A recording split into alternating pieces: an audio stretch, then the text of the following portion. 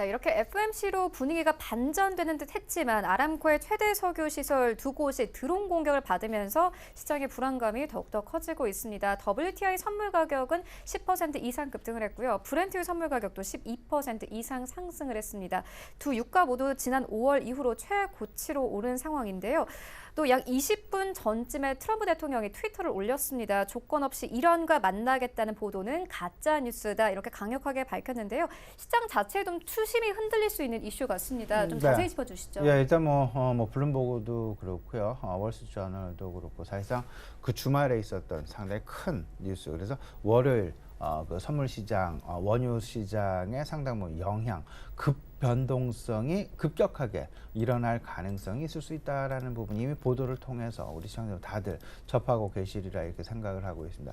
방금 최영 앵커 말씀을 드렸던 대로 WTI는 물론이고요, 브렌트유 마찬가지 10%가 넘는 급등 나타나고 있는 그런 부분. 실질적으로 장이 열려 봐야 알겠습니다만은 이 변동성 부분은 우리가 어느 누구도 섣불리 예단할 수 없는 그런 상황이 아닐까라는 부분. 그 배경에 이런 부분이 있습니다. 사우디 아람코사는 사우디는 세계 원유 공급의 10% 정도를 차지하고 있습니다. 그 중에 절반 정도의 시설이 가동 중단되었다라는, 약 570만 배럴 정도. 세계적으로 하루 한 1억 배럴 정도의 원유 수요가 있습니다. 그 중에서 사우디가 한 1,000만 배럴 정도를 담당을 하고 있다. 10% 정도 담당을 하는 거죠. 그 중에 50%, 570만 배럴의 시설, 이 부분이 사실상 지금 가동 중단이 되었다라는 거. 그만큼 국제 원유 시장 수급에 상당 부분 영향을 미칠 수밖에 없는 부분이다라고 말씀을 좀 드릴 수 있을 것 같고요.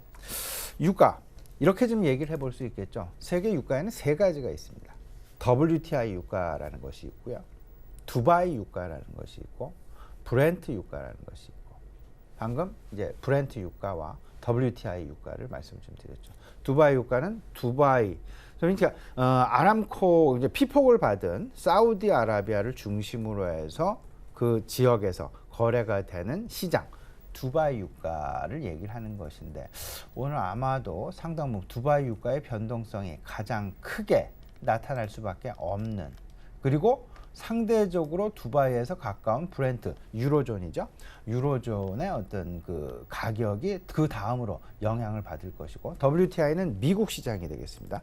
미국 시장 상대적으로 가장 작은 영향을 받을 것으로 이렇게 예상이 되는데, 지금 현재 알려진 바에 의하면 WTI는 10% 내외의 급등, 브렌트유는 12% 내외의 급등. 그렇다면 두바이 유가는 이보다 더 큰 가격 변동성이 나타날 그럴 가능성이 크지 않을까라는 부분.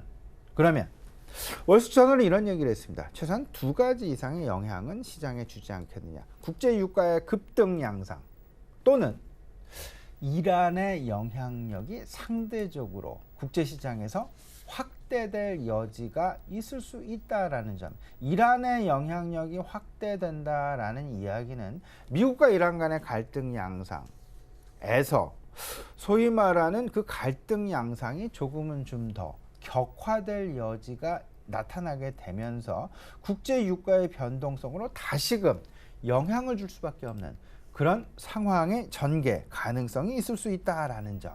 근데 한편은 이런 이야기도 있습니다. 한편은 낙관론도 여전히 존재하고 있다라는 점.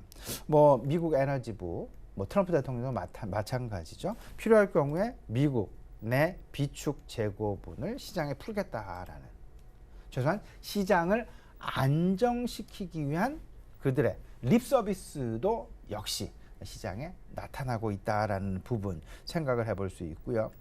또 한 가지 조심스러운 시장 내 전망이 되겠습니다만은, 사우디 정부에서 일부러 피폭을 받지 않았음에도 불구하고 예방 차원에서 절반까지 가동 중단을 하지 않아도 될 텐데 절반 정도까지 일부러 이 부분 시설을 폐쇄한 것은 아닌가라는 시장의 의문이 제기되고 있다라는 점. 만약에 예비 차원에서 사우디 정부가 추가적으로 시설을 폐쇄, 가동 중단을 추가적으로 확대해서 결정을 했다라면 지금 피해보고 있는 그런 부분보다는 오히려 단기간에 복구할 가능성이 상당 부분 높아진다. 그만큼 시장 안정화되는 시간이 짧게 걸릴 수도 있다라는 그런 낙관론도 있을 수 있다. 따라서 우리가 가장 지금 현재 관심을 가져야 될 부분은요. 물론 유가의 가격 변동성에도 관심이 가곤 있습니다만은 가장 중요한 것, 그 사우디에서 얼마만큼 그 피해 복구에 대한 기간을 단축시키게 될 것이냐, 언제나 복구가 될 것이냐, 다시금 원상 회복되는데 얼마만큼 시간이 걸리게 될 것이냐가 가장 중요한 원유 시장 변화에 있어서 중요한 핵심 부분이다라는 점.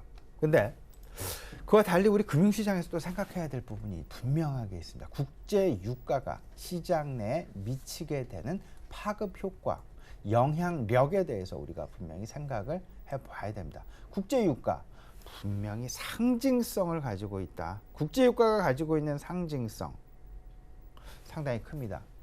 자산적인 의미로 달러의 대체, 금의 대체, 이에 하나로 국제 유가, 석유를 들고 있다라는 부분 분명히 생각을 해보시면 자산적인 의미에서 달러와 금 그리고 원자재 생각을 해보시고요.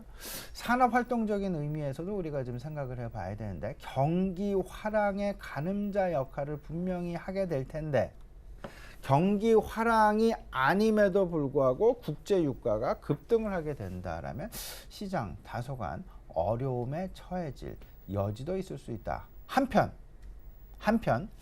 경제 지표에는 또 다른 영향을 미치게 됩니다. 왜냐하면 국제 유가가 결국은 물가 지표는 FOMC나 ECB나 우리나라 하는 금통위도 마찬가지가 되겠습니다. 상당히 중요한 중간 정책 목표가 될 텐데 물가 지수를 다소간 왜곡시킬 수 있는 그런 여지도 충분히 있을 수 있다라는 점. 그렇기 때문에 국제 유가가 가지게 되는 그 상징적인 의미를 우리가 분명히 미리 생각을 해보면서요. 전체적으로 국제 유가의 방향성도 우리가 여전히 좀 잘 살펴볼 필요가 있겠다 말씀을 좀 드립니다.